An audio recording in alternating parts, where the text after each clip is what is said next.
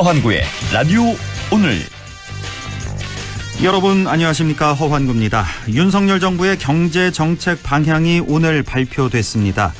법인세를 비롯한 각종 세금을 내리고 규제를 푸는 친기업 정책이 대거 제시됐습니다.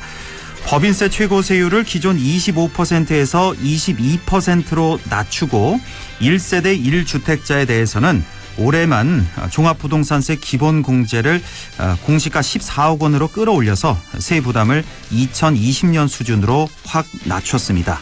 또 내년 증권거래세를 0.2%로 낮추고 주식 양도소득세는 한 종목을 100억 원 이상 보유한 대주주만 납부하도록 했습니다. 최근 물가 폭등과 우크라이나 전쟁, 공급망 차질로 경기 침체 위기감이 높아지면서 새 정부의 대응에 기대가 컸는데요. 오늘 발표된 내용은 대기업과 부자 감세 외에 국민이 체감하는 어려움을 덜어줄 정책은 많이 부족해 보입니다. 이 어려운 시기에 꼭 부자 감세를 해야 하는지 이해하기 쉽지 않습니다. 무엇보다 법을 개정해야 하는 사안도 많아서 과연 국회 문턱을 넘을지도 미지수입니다. 6월 16일 목요일 라디오 오늘 광고 듣고 시작합니다.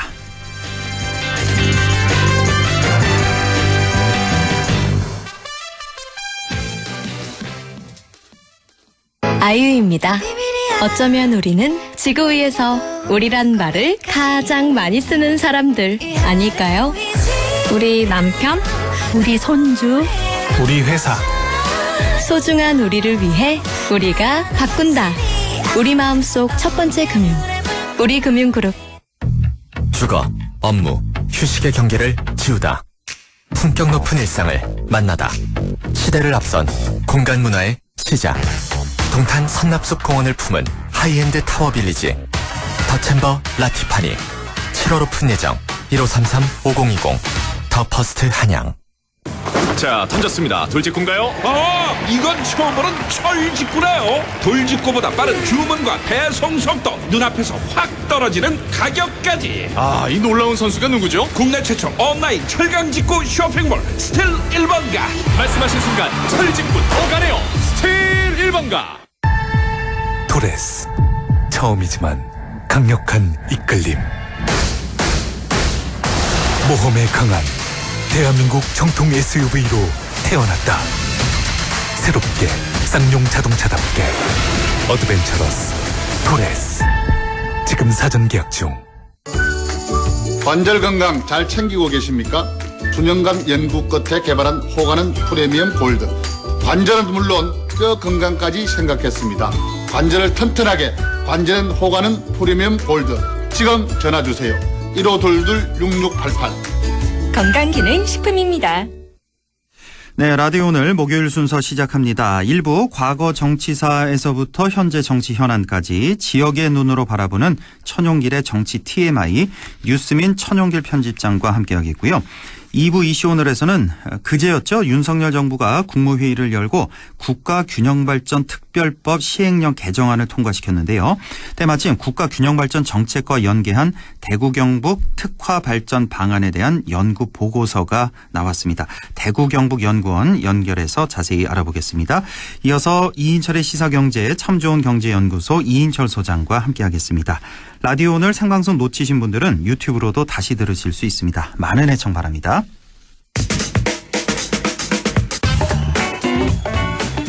네, 천용길의 정치 TMI 뉴스민 천용길 편집장과 함께합니다. 안녕하십니까? 네, 안녕하십니까? 예, 오늘은 어떤 주제 다뤄볼까요? 네, 제가 지난주에 새로 당선된 자치단체장의 인수위원회 살펴봤었는데, 예. 인수위원회 출범하고 단체장의 임기가 시작하면 이를 또 견제할 지방의회가 임기를 또 시작하게 됩니다. 네. 그래서 지방의회 임기 시작을 앞두고 지방의회 의장 선출에 대해서 오늘 한번 살펴보겠습니다. 의장 선출에 대해서. 네. 안동시 의회 또 상주시 의회에서 지난 의회였죠. 뭐 소송전까지 벌어졌던 그런 기억이 나는데 좀 더 설명을 좀 해주실까요? 네, 지난 안동시의 상주시 의회에서 의장 선출을 놓고 여러 가지 좀 갈등을 겪었습니다. 예. 안동시 의회 같은 경우에는 당시에 이 국민의힘과 그리고 이 무소속 이 더불어민주당 안동시의원들이 있었는데 이게 국민의힘 안동시 당원협의회에서 어느 정도 이 정리된 의장 후보가 있었다라고 이야기가 나왔었는데 실제 투표를 해보니 국민의힘에서 확인했었던 좀 사전에 협의했었던 의장 후보가 당선된 것이 아니라 이 다른 의장이 나오면서 국민의힘 당내에서 징계 사태가 벌어졌습니다. 예. 그러니까 당내에서 결정한 내용을 따르지 않았다라고 또 징계를 하면서 일부 안동시 의원들이 또 탈당하는 일까지 벌어졌었거든요. 예. 네, 이 상주시에는 비슷한 상황이었는데 여기에 한술 더 떠서 이 의장 선거를 인정할 수 없다면서 의장 선거가 잘못됐다 또 소송전까지 벌어졌거든요. 네. 이 결국에 새로 선출된 의장이 이를 소송에서는 승소했지만 좀 물러나는 것으로 또 마무리가 됐었고요. 네. 이 의장 선거를 놓고 유권자들, 시민들 입장에서는 아니 의장 선거는 뭐 자기들끼리 뽑는데 뭐 저렇게 시끄럽게 하냐. 좀 지방의회에 대해서 좀 신뢰도를 떨어뜨리는 모습을 보여주기도 했었습니다. 그렇습니다. 이렇게 소송전까지 벌어졌던 지난 의회. 자, 지난 의회도 그랬지만 이번에도 역시 의장 선출 두고 경쟁이 네. 아주 치열하다는 소식인데 네. 자, 도대체 이유가 뭔가요? 네, 이번에도 벌써부터 가장 좀 경쟁이 치열한 지방의회가 안동시 의회입니다. 안동시 의회. 왜 그렇죠? 네. 이 18명의 시의원들이 있는데 예. 이 가운데 국민의힘이 10명, 무소속이 4명, 더불어민주당이 4명입니다. 예. 그러니까 국민의힘이 많기는 하지만 압도적인 숫자가 아니다 보니까 국민의힘 안동시의원 중에 일부만 무소속과 더불어민주당 의원과 좀 한편이 된다면 안동시 의회 의장 자리가 바뀔 수도 있다 보니 국민의힘 내에서는 이 표단속이 또 치열한 상황이고 예. 또 무소속 의원들은 또 선수가 또 높다 보니 그동안 안동시 의회에서 경험들이 많지 않습니까? 예. 때문에 지금 누군가는 이 의장을 결정할 캐스팅보트 역할을 쥐고 있다. 이것 때문에 벌써부터 관심이 높은데 예. 우리 이 앵커께서는 의장을 하게 되면 어떤 장점이 있다고 보십니까? 그 의장 본인한테요? 네. 글쎄 완전히 주도권을 쥐는 거 아닙니까? 의사 결정 과정에서? 근데 이런 건 있습니다. 우리 지방 의원들의 활동 평가, 통계를 우리가 살펴본 적이 있었는데. 예, 그랬죠. 네, 네, 의장을 하게 되면 회의를 주재하는 역할을 하지, 직접 집행부를 견제하거나 비판하는 목소리를 내는 선수로서의 역할은 일단은 좀 하지 않게 됩니다. 예, 면제가 되는 거죠, 일단. 예. 그렇습니다. 그럼에도 불구하고 의장을 하고자 하는 이유, 겉으로 드러난 거는 아마 시민들께서는 의장을 하게 되면 의장 몫으로 할당되는 업무 추진비, 많게는 한 달에 100여만 원 정도. 이 업무 추진비가 있기 때문에 의장을 서로 하려고 하는 것 아니냐. 이렇게 생각하는 경우도 있고요. 일단 겉으로 드러난 것은 명예, 그리고 그렇죠. 명예가 제일 클 것 같아요. 예. 맞습니다. 이번에 안동시장 선거에서도 안동시의회 의장을 지냈던 이 정운선 의장이 시장 선거에 출마하지 않았습니까? 예. 네, 상주시의 경우에도 상주시의 정재현 전 의장이 또 시장 선거에 출마를 했고, 출마했죠. 예. 네, 그러니까 의장까지 하고 나면 그래도 이제는 단체장 선거에 나갈 정도의 명예가 된 거 아니냐. 이런 시각이 있기 때문에 사실 의장을 서로 노리는 것이 있고요. 예. 그리고 또 한 가지는 이거는 공식적으로 명문화되어 있지는 않지만 우리 지방의원을 하게 되면 자기 지역구에 어느 정도 집행부에서도 지방의원들의 지역구의 예산을 좀 편성할 수 있도록 편의를 암묵적으로 봐주고 있습니다. 그렇겠죠. 예. 네. 이런 상황인데 의장과 상임위원장이 된다면 이 지방의원들에게 암묵적으로 주는 지역구 예산 편성, 예산 규모가 다른 이 평의원보다는 조금 더 높게 책정이 되는 부분이 있어서 그렇겠죠. 의장을 지내고 지역구의 예산 편성도 좀 더 많이 하게 되면 꼭 단체장이 아니라 다음 선거에서도 아무래도 이 당선될 가능성이 훨씬 또 높아진다라고 하는 이 측면이 있다 보니 의장 선거에 이렇게 열을 올리는 모습입니다. 그렇군요. 크게 봐서 한 세 가지 정도. 네. 명예가 따르고 또 힘과 권력이 오는 거죠. 그러니까 뭐 예산 편성 문제 여기 이제 힘이 맞습니다. 또 생기고 마지막으로 업추비 문제까지 네. 이렇게 짚어주셨는데 글쎄요. 지금 제가 알고 있기로는 국회 같은 경우는 네. 관례상 이제 다수당에서 이제 의장 선출하는 걸로 제가 알고 있는데 네. 지방의회는 어떻습니까? 뭐 다수당에서 이렇게 딱 나오는 겁니까? 아니면 일단은 그 선거를 하긴 합니까? 네, 의회에서 선거를 선출은. 하긴 합니다. 근데 이 지방의회 역시 다수당에서 의장이 나오는 것이 이 관례적으로 지방의회도 형성돼 왔습니다. 예. 다만 국회의장 선거는 다수당에서 후보를 추천하고 예. 이 후보에 대해서 국회 차원의 이 표결 절차만 거치다 보니까 사실상 다수당에서 확정짓는 거죠. 그렇죠. 의장을. 예. 네. 그런데 지방의회는 교황 선출 방식이라고, 그러니까 우리 그 로마 가톨릭에서 교황을 선출할 때 이 후보자를 따로 정하지 않고 회의에 참여하는 모든 사람들이 후보가 됩니다. 다 후보가 되는 거예요. 그 의원들이. 네, 안동시 의회 같은 경우에는 18명 모두가 후보가 되고 그러면 의원들이 이름을 써놓습니다. 예. 이름을 써놓고 이 중에 과반 넘는 사람이 나올 때까지 투표를 계속합니다. 계속해요? 네. 이거 미리 뭐 이렇게 회의가 없으면은 미리 입을 안 맞추면 다 자기 찍으면 계속 되겠네요. 1인당 한 표씩 계속 나와서. 그렇죠. 그렇지만 사전에 당 내에서 어느 정도 조율은 하기 때문에 네, 이렇게 의장을 선출하게 되는데 사실 이것 때문에 좀 문제가 많았습니다. 현장에서 바꿔지기도 하고 어느 지역 같은 경우에는 의장 선거를 앞두고 의원들끼리 돈 봉투를 건네주거나 나를 좀 찍어달라.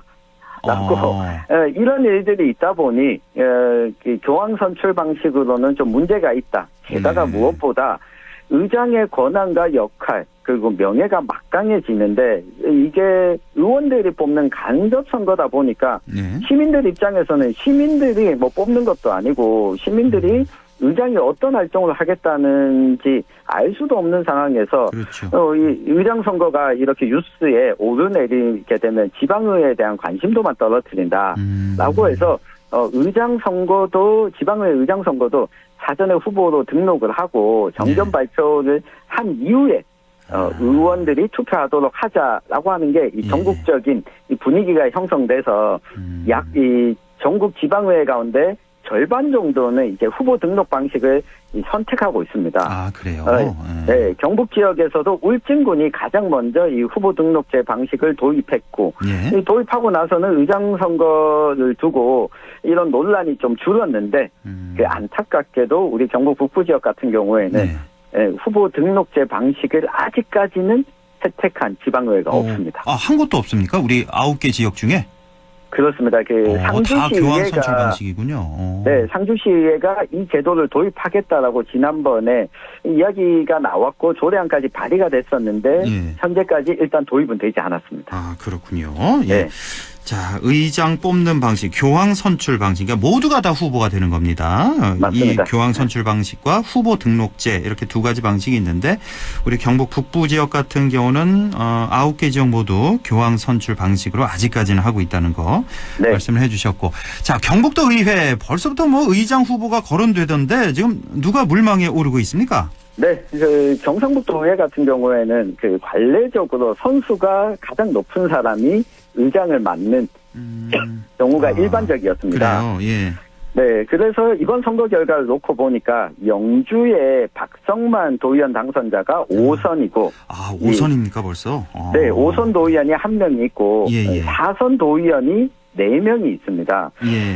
그런데 이번 선거 결과가 국민의힘이 이 56석, 이 절대 다수를 차지하고 있어서 이 국민의힘 내에서 나오게 되는데 경상북도 의회 의장 같은 경우에는 이 기초단체 지방의회보다 예산 자체가 훨씬 더 많다 보니까 그렇겠죠. 예.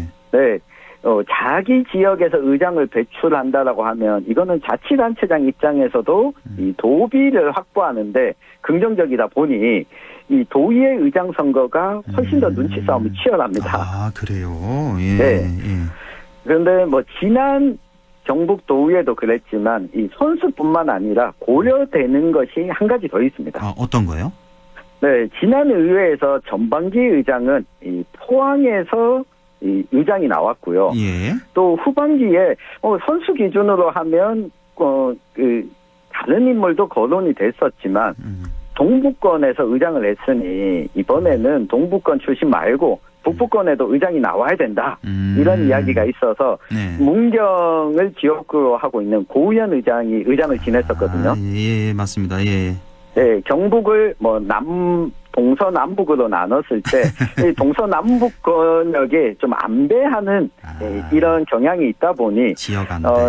네, 지역 안배가 있다 보니 5선의 박성만 도의원의 경우에는 영주 지역구거든요. 그렇죠. 예. 네, 문경의 지역구였던 이 고우현 의장이 직전에 의장을 지냈으니 또 북부권에서 의장을 한다라고 하는 것은 좀 아니지 않느냐 이런 기류가 지금 국민의힘 도의원 당선자 내부에서 있었습니다. 또 이런 게 있군요. 네, 그래서 사선 의원을 보니 이 포항, 예청, 경산, 포항 이렇게 있다 보니 예. 이제는 남북권인 경산의 의장을 배려해야 된 것 아니냐 이런 여론이 또 형성되고 있습니다. 또 그렇습니까? 사실 네. 이제 선수 위주로 이제 네. 의장을 뽑게 되는데 원래는 그러니까 네. 5선에 한 명이군요. 영주 박성만 의원 한 명인데 그렇습니다. 원래는 이제 박성만 의원이 되는 게 순리일 텐데 하지만 바로 직전에 의장이 바로 문경의 고우현 의장이다 보니까 같은 네. 북부 지역에 연속해서 2번 하면 이거 안배가 안 되지 않냐. 그래서 네. 배한철 의원이군요. 경산의 네. 4선 배한철 의원이 아마 의장으로 추대되지 않을까. 뭐 이런 예상이군요. 그러니까 아직 그렇습니다. 뭐 확정된 건 아니고요. 네, 그렇죠? 확정된 건 아니고 이번에 지방의 경북도의회 임기가 시작하는 7월 4일이 되면 본회의가 열려서 이때 의장을 선출하게 되어 있습니다. 오늘 바로 예. 네. 자, 우리가 흔히 의장단이라고 하면 의장 있고 부의장 있고 또 상임위원장도 있잖아요. 네. 이 상임위원장 자리도 좀 치열할 것 같은데 네. 이거 어떻습니까? 네. 상임위원장 자리 역시 마찬가지인데 앞서 우리가 살펴봤던 의장단이라고 하면 의장, 부의장, 상임위원장까지 모두 업무 추진비 카드가 주어집니다. 예. 평의원들은 일반 의원들은 업무 추진비 카드를 자기가 사용할 수 없거든요.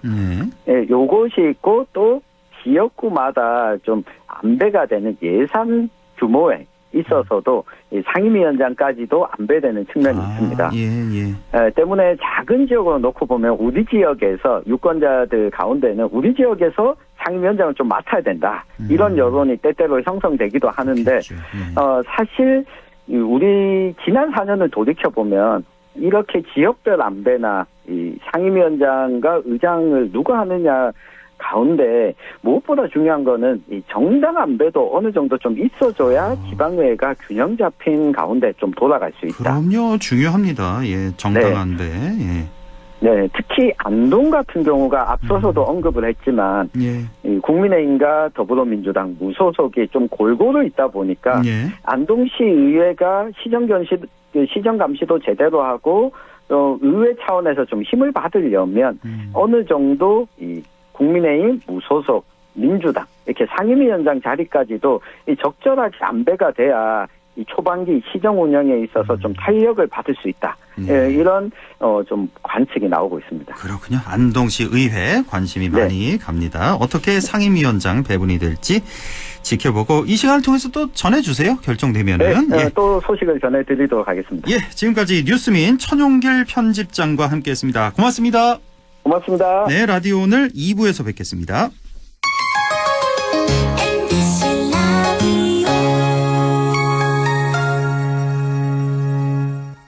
가구 살 땐 꼭 한번 가보자. 안동 명품 가구 백화점. 흑표 흑침대, 양성국 갤러리, 금성침대, 한국 가죽 소파, 장수돌 침대. 다양한 브랜드 가구를 한 곳에서 쇼핑할 수 있는 대형 가구 전시장. 안동 명품 가구 백화점. 예, 며느라. 밥 했어? 설거지 했어? 쓰레기 버렸어? 청소했어? 빨래했어? 개밥 줬어? 아들 낳았어? 딸 낳았어? 아무것도 안 하고 싶다. 이미 아무것도 안 하고 있지만 더 격렬하게 아무것도 안 하고 싶다. 지금은 그냥 라디오만 듣고 싶다. MBC 라디오. MBC 라디오. 라디오 청취자 10명 중 4명이 듣는 방송. 국가대표 라디오 MBC 라디오. Amazing performance. 완전 멋져요. Oh my. 역시 한국 드라마. 음악부터 드라마까지 한국이 다 한다. 한옥 인테리어에 푹 빠졌어요. 집안은 당연히 IoT로 꽉 채웠죠. 아날로그부터 디지털까지 한국이 다 한다. 대한민국 쇼트트랙 또 한 번 해냅니다. 양궁 대표팀 정말 대단합니다. 빠른 것부터 정확한 것까지 한국이 다 한다. 왜? 다 잘하는 사람들이 모였으니까. 대한민국 국민이 있어. 한국이 다 한다. 공익광고협의회. 마음을 열어줘. 다가가 나 속삭이도록. 언제나 내 생각으로 행복해야 해요.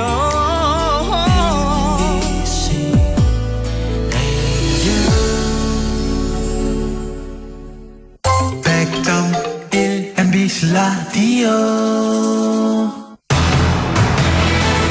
네, 6시 26분 50초 지나고 있습니다. 이슈 오늘 시작하죠.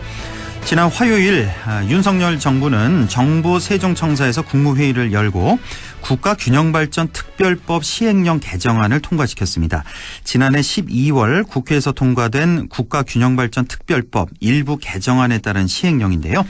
윤석열 정부의 국가균형발전 방침은 무엇이고 우리는 또 어떻게 대응해야 할까요?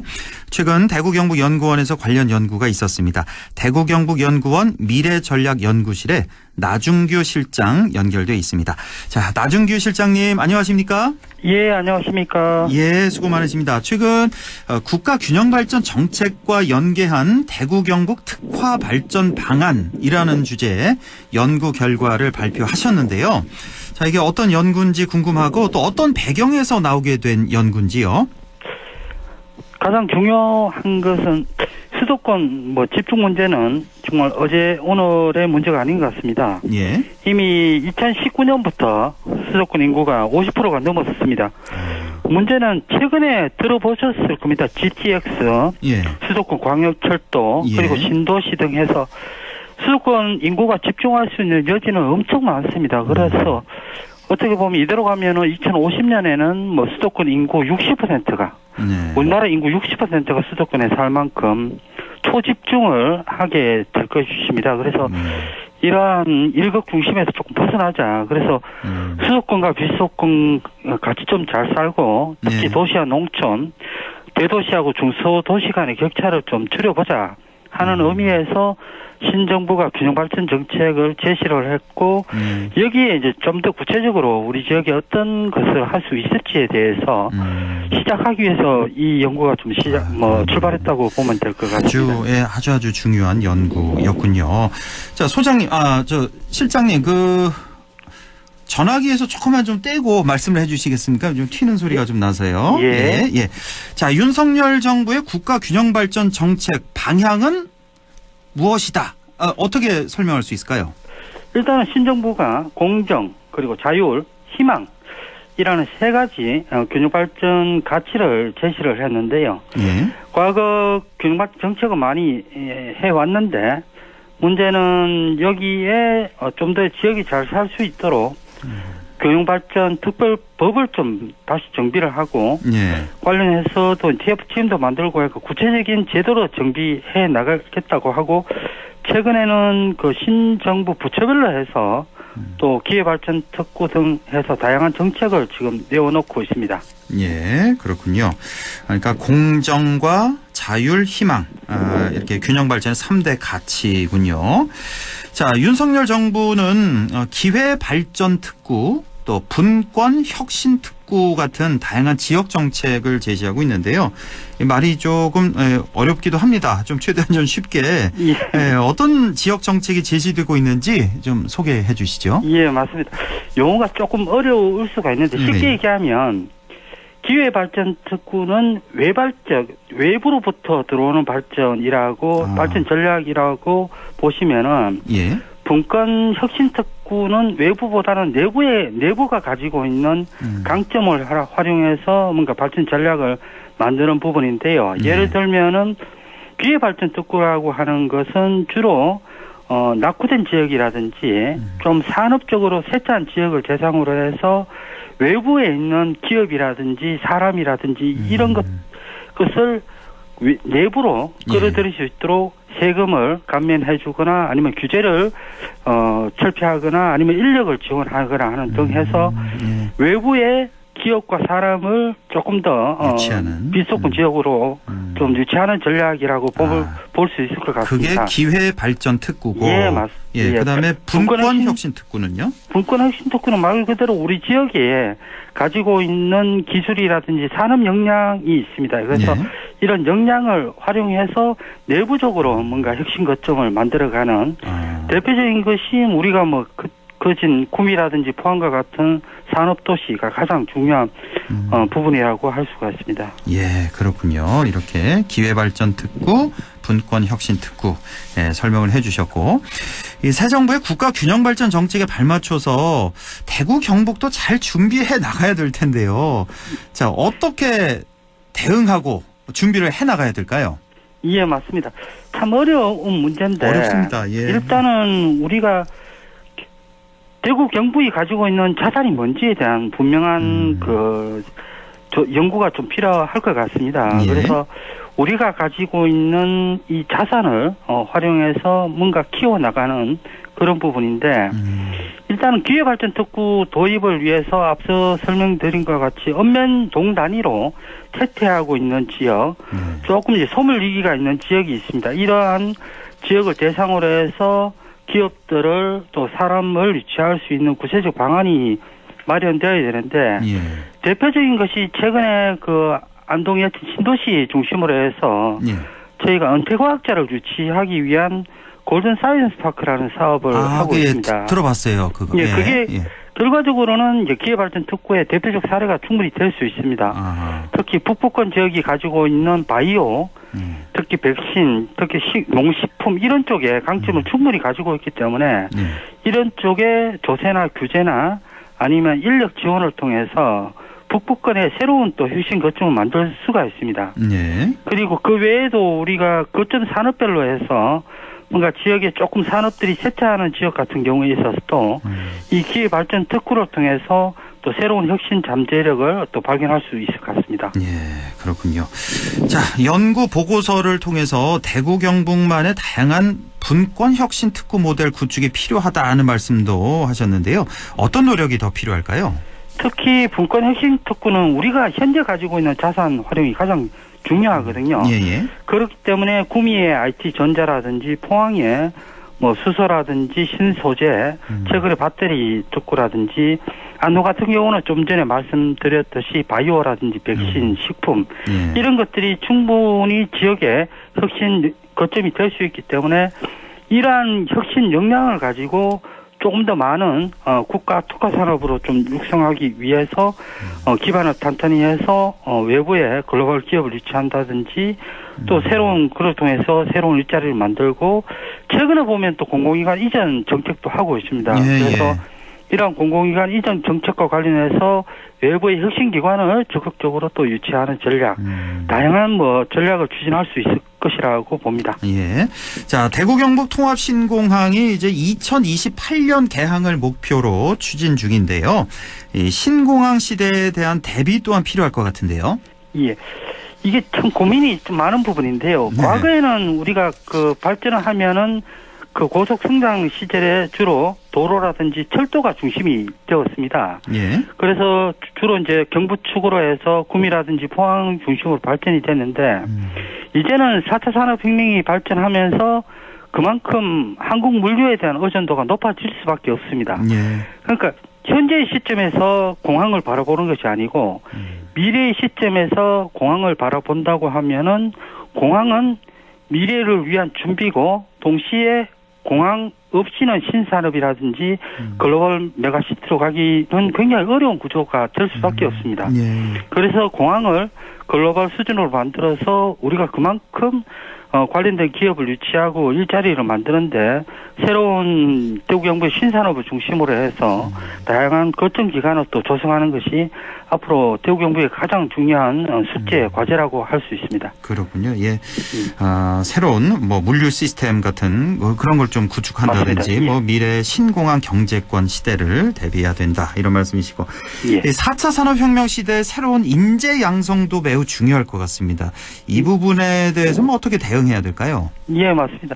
최근에 정부가 교육 자유 특구라 해서 조금 더 그 다양한 교육 공급자, 특히 예전에 자사고라든지 뭐 특목고 등에서 다양한 형태의 중고등 교육기관을 많이 했습니다. 그래서 다양한 그 고등교육기관을 조금 설립하고 이를 통해서 조금 더 창의적인 인재를 육성하자 하는 것이 가장 큰 그 변화 방향이라고 할 수가 있습니다. 무엇보다 최근에 이제 교육을 보면 주입식 교육이 아니고 토론식이라든지 창의 교육이 굉장히 중요해질 수밖에 없습니다. 그래서 이러한 부분도 담아가지고 우리 지역에 좀 더 많은 그 미래 창의적 인재가 양성될 수 있도록 해야 되는데 여기에 우리 지역대학도 굉장히 중요한 변화가 있어야 될 것으로 봅니다. 이제 조금 더 이제 대학이 기업하고 연계해서 기업에 좀 더 가까이 다가가서 기업 현장의 애로 기술을 해결할 수 있는 현장 중심의 그런 전문 인력 양성도 대학이 반드시 해야 될 것으로 보고 있습니다. 현장 중심의 교육이 더 중요시 될 거다 앞으로. 그럼 여기 지금 보고서를 보니까 지금 현재는 초등 6년, 중학교 3년, 고등학교 3년이잖아요. 이 교육 시스템이. 이걸 지금 초등학교를 좀 줄이자 뭐 이런 얘기가 있는데 이건 왜 그런 겁니까? 이게 보면 특히 4차 산업혁명 등에서 기술이 굉장히 빨리 변하고 특히 저희도 비슷하지만은 이제 뭐 10년 단위로 교육받은 것이 앞으로 계속해서 이 재교육 교육을 받아야 되는 그만큼 기술 교육 이런 부분에 있어서 그 교육 연도가 점점 더 줄어들 수밖에 없다는 겁니다. 그래서 현재 초등교육은 좀 더 뭐 5년이나 4년이나 짧게 하고 그리고 그 좀 더 고등교육 중심으로 교육 그 시스템을 좀 변화시키는 것도 당장은 어렵습니다. 어려운데 앞으로 2030년, 40년을 내다보면은 이런 부분에 있어서도 분명 이제 변화가 좀 있어야 될 것으로 보고 있습니다. 초등학교 6년을 조금 줄여서 이제 전문 기술 분야를 중심으로 해서 맞습니다. 중고등 교육 체제로 좀 전환할 필요가 있다. 지금 당장은 아니지만 이런 말씀이시고 오늘 아주 좋은 말씀 많이 해주셨는데요. 마지막으로 이제 총 정리를 좀 해주신다면요. 예. 전반적으로 저희가 연구원 차원에서 제시한 많은 사업들이 있습니다. 그래서 일단 이런 사업들을 조금 더 대구 경북이 선도적으로 모델을 발굴해서 좀 더 구체적인 그 안을 만들어서 중앙정부에 제시할 필요가 있고 이를 통해서 중앙정부에서 제안한 많은 특구 사업들을 대구 경북이 우선적으로 선제적으로 하면서 지역에 새로운 일자리를 만들고 모델을 만들어가는 큰 그림을 구체적 그림을 그리는 것을 우리 지역이 먼저 해야 된다고 할 수 있습니다. 예, 알겠습니다. 오늘 말씀 여기까지 듣겠습니다. 말씀 잘 들었습니다. 예, 고맙습니다. 예, 고맙습니다. 지금까지 대구경북연구원 미래전략연구실의 나중규 실장이었습니다. 라디오 오늘에서는 청취자 여러분의 참여를 기다리고 있습니다. 우리 지역에서 발생한 사건 사고 소식이나 함께 토론하고 싶은 내용을 안동 MBC 홈페이지 라디오 오늘 게시판에 올려주시기 바랍니다. 전화와 문자 참여도 하실 수 있습니다. 전화는 851국에 7191번, 문자는 샵 0913번으로 보내주시면 됩니다. 문자는 단문 50원, 장문 100원의 정보 이용료가 있습니다. 여러분의 많은 참여 바랍니다.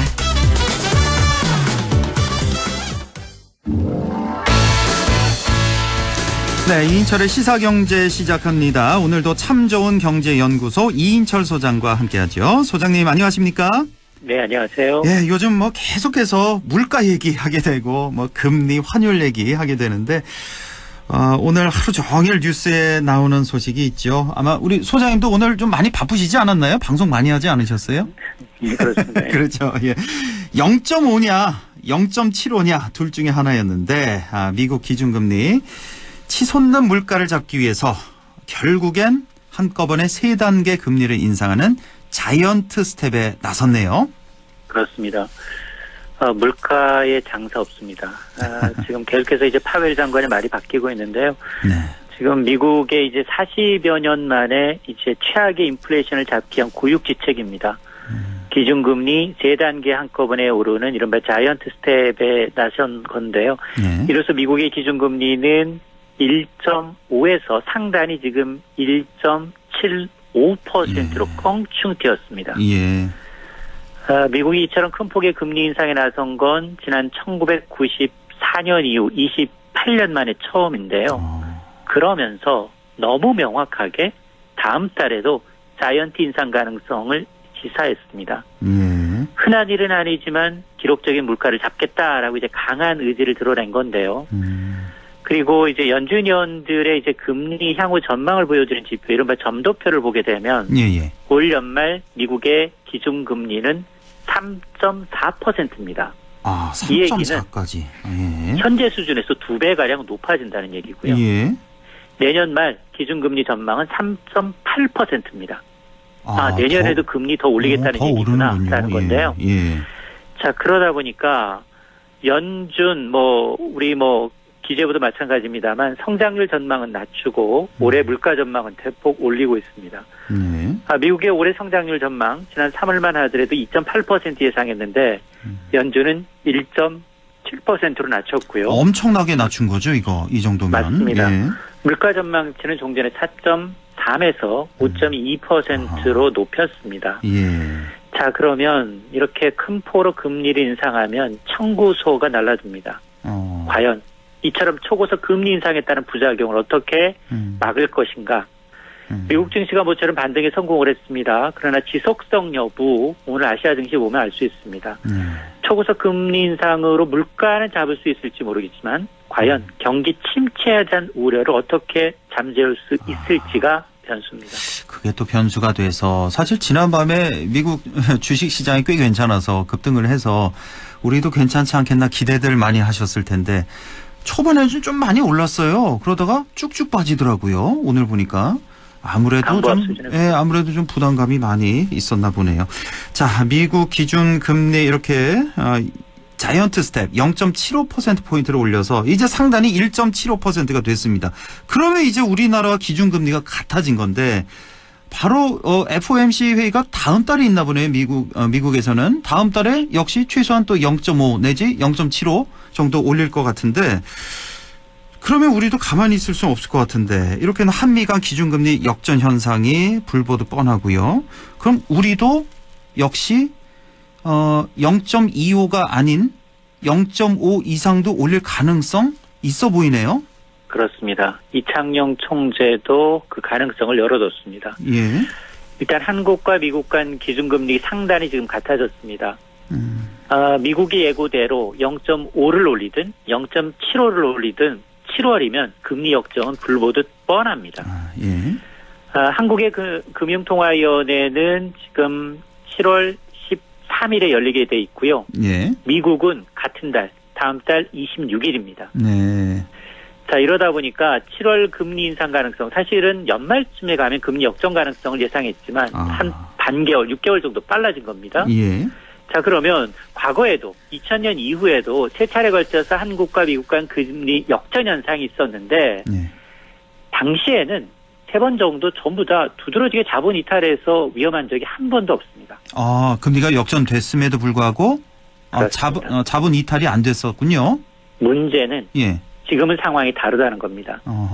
우크라이나 전쟁이 있고요. 중국 봉쇄력 만만치 않고요. 글로벌 원자재 공급 대란이 이어지고 있습니다. 인플레이션, 각국이 통화 긴축에 나서고 있습니다. 특히 환율이 문제입니다. 당시 원달러 환율은 달러당 1,100원대였습니다. 근데 지금은 1,300원 오르내리고 있습니다.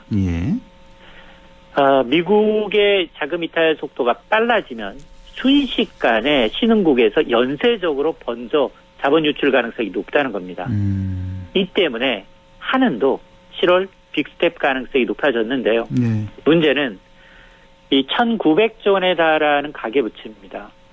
여기 한 80%는 변동금리여서 이자 부담이 굉장히 커질 수밖에 없습니다. 하는 추계로는 기준금리가 1%만 오르더라도 대출자 1인당 추가로 부담해야 되는 연간 이자 비용만 평균 64만 원입니다. 네, 이래저래 한은의 고민이 깊어지는 대목입니다. 뭐 이런 상황에서 뭐 뾰족한 정책 수단이 안 보이나요? 뭐 어떻게 해야 됩니까, 우리 정부에서? 최근에 이런 문제들이 대부분이 뭐 지금 전쟁이 끝나기를 기다려야 되나? 뭐 산유국들 증산하기를 기다려야 되나? 그러니까 대외적인 요인이 상당 부분이어서 우리가 딱히 뭐 어떻게 손 쓸 방법이 안 보여서요. 이거 맞습니다. 어떻게 해야 됩니까? 그게 더 큰 문제입니다. 대통령은 선제적으로 공급 사이드의 문제를 해결하라라고 하는데 공급 사이드는 전부 다 대외 변수입니다. 그러니까요. 푸틴이 전쟁을 끝내주거나 바이든이 사우디와 협상을 잘해서 증산하거나 날씨가 갑자기 좋아져서 수확량이 확 늘거나 근데 가능성이 거의 없어 보입니다. 그래요. 예. 그럼 뭐 다음 달에 바이든이 그 사우디아라비아 간다고 하던데 원래 저 등 돌린 나라들이죠. 미국하고 사우디가. 맞습니다. 근데 먼저 이렇게 단체자 언론인 카시쿠지 이제 암살 배우로 빌살만 왕세자를 이제 지목하면서 끝까지 이제 이 보복하겠다라고 하던 바이든이 결국 낮은 지지율, 유가 문제에 이제 이 궁지에 몰리면서 다음 달 방문하기로 한 겁니다. 어떻게 좀 빨리 좀 해결이 됐으면 좋겠는데. 자, 이런 가운데, 또 하나 안 좋은 소식이 나왔네요. 4월에 잠시 하락했었던, 아주 잠시입니다. 한 달. 수입 물가 지수라는 게 있는데, 이게 다시 상승세로 돌아섰다면서요? 그렇습니다. 이게 또 역대 최고치입니다. 한국은행의 지난 수입 물가 지수가 1년 전에 비해서는 무려 36%가 올랐고요. 한 달 전에 비해서는 3.6%가 올랐습니다. 이게 올해 들어서 1월부터 3월까지 계속 올랐고 4월에 소폭 떨어졌다가 다시 상승세로 전환한 건데요. 1년 전과 비교하면 앞서 36%라고 했는데 거의 15개월 연속 상승세입니다. 근데 수입 물가라는 게 시차를 두고 국내 물가에 반영이 되는데 왜 이렇게 수입 물가가 다시 상승세로 돌아섰느냐? 두 가지 이유입니다. 국제 유가와 환율 때문에 그렇습니다. 유가와 환율. 예, 우리나라가 주로 수입하는 중동산 두바이오가 배럴당 한 달 만에 5% 넘게 1년 전과 비교하면 63% 뛰었습니다. 원달러 환율 지금 한 달 만에 3% 뛰었습니다. 원화 가치가 더 떨어졌다. 더 많은 원화를 주고 원자재를 사오고 있다는 얘기입니다. 네, 이렇게 해서 수입 물가 지수 다시 상승세. 뭐 예상은 했습니다만 역시 뭐 국제유가 상승 이게 또 많이 반영이 된 것 같고요. 자, 그리고 오늘 또 하나 큰 뉴스가 있었는데 정부가 새 정부의 이제 경제 정책 방향을 발표했는데요. 저도 이거 처음에 이거 발표 내용을 보고 깜짝 놀랐는데 이거 지금 우리나라가 경기가 상당히 어렵잖아요. 이 어려운 가운데 이렇게 경기가 어렵게 되면은 뭐 부익부 빈익빈 현상, 양극화 현상이 더 심해지는 거 아닙니까? 맞습니다. 이런 상황에서 대부분 이제 부자 감세 정책을 내놨단 말이에요. 이게 좀 저는 처음에 이해가 안 갔는데요. 우리 소장님 어떻게 보셨습니까? 이게 사실은 공약 사항입니다. 예, 공약이긴 하더라도 지금 법인세 낮추겠다, 부동산 관련 세제 2년 전으로 되돌리겠다라는 거였죠. 새 정부의 경제정책 방향이 발표가 됐습니다. 일단 올해 정부가 추산하고 있는 올해 성장률은 둔화될 수밖에 없다. 종전의 기획재정부는 3.1% 예상을 했는데 이보다 0.5% 낮은 2.6%로 성장 전망은 낮췄고요. 문제는 물가입니다. 물가는 당초 2.2에서 무려 4.7%까지 올렸습니다. OECD가 국내 기관 중에 4.8%를 가장 높은데 기획재정부가 그 다음으로 높습니다. 자, 그래서 이렇게 저성장 극복과 성장, 복지, 선순환 달성을 위해서 기존의 틀을 깨고 과감한 조치로 규제 개혁에 성과를 내겠다라면서 특히 민간, 기업 투자 활성화 여건 조성을 위해서 법인세 최고 세율을 25%에서 22%로 문재인 정부 이전 수준으로 이제 돌려놓겠다라는 겁니다. 근데 이제 말씀하셨던 것처럼 과연 이제 부자 감세를 통해서 과거 이명박 정부의 어떤 이 관행을 계속할 것이냐, 과연 지금과 같은 시기에 법인세를 낮춘다고 해서 기업들이 투자와 고용을 늘릴 것이냐, 이건 지켜볼 문제입니다. 그러면서 또 하나 그나마 좀 다행인 게 유류세 인하폭을 좀 더 확대하겠다. 노인 기초연금 30만 원, 최고 30만 원에서 40만 원 인상하겠다. 뭐 이것까지 발표한 것 같은데, 근데 내용을 알고 보니까 유류세 인하폭을 확대해도 사실 우리가 그 경유와 휘발유 가격 내려가는 폭이 뭐 20몇 원, 30몇 원 이 정도밖에 안 되더라고요. 맞습니다. 별 영향은 없을 것 같은데요. 이거는 이렇게 해봤자. 맞습니다. 예. 자, 이거 말고도 또 취약계층 보호를 위한 민생 대책도 나왔는데 뭐 몇 가지 좀 설명해 주시죠. 그렇습니다. 앞서 이제 말씀하셨습니다만 이제 기초연금이 올라갑니다. 현행 1인당 월 30만 원에서 최대 이제 40만 원으로 예. 뭐 공약사항이기도 하고요. 예. 여기다 이제 고유가로 인한 유류세 부담 완화를 위해서 다음 달 사실 종료 예정이죠. 유류세 30% 인하 조치 연말까지 5개월 더 연장하겠다는 겁니다. 예. 말씀하셨던 것처럼 유류세 30% 인하하면 뭐 리터당 붙는 휘발유 가격 한 240원 정도, 경유 가격 170원 정도, 부탄 가격 60원 정도 줄어드는데 지금 뭐 너무 빠른 속도로 이제 시중 국제유가가 많이 오르고 있어서 체감하기는 좀 어려워 보입니다. 네.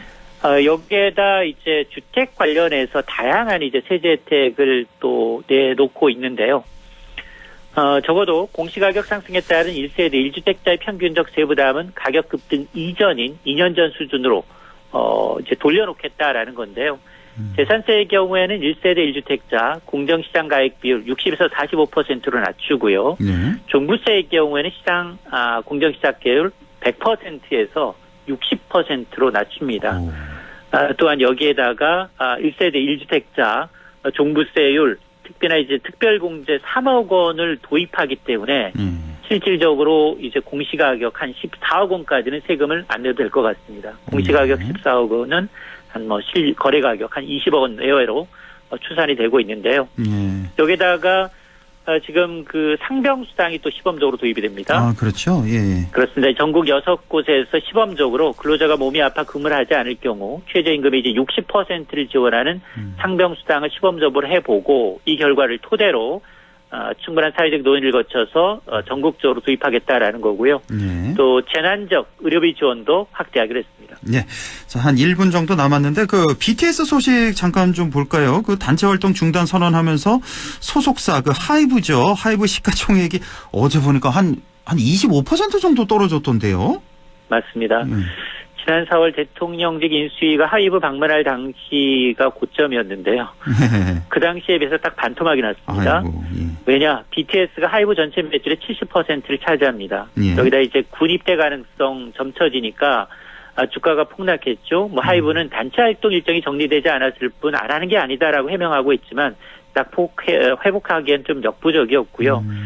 뭐 개인 활동 유지한다고는 합니다만 증권업계에선 మెం버들의 어떤 병역 문제에 대한 불확실성이 주가 하락을 이제 부채질하고 있다라는 건데 사실 이제 걸어다니는 삼성전자를 이렇게 뭐 방치하는 게 아니냐라는 이제 우리의 목소리가 나오고 있습니다. 그렇군요. 예.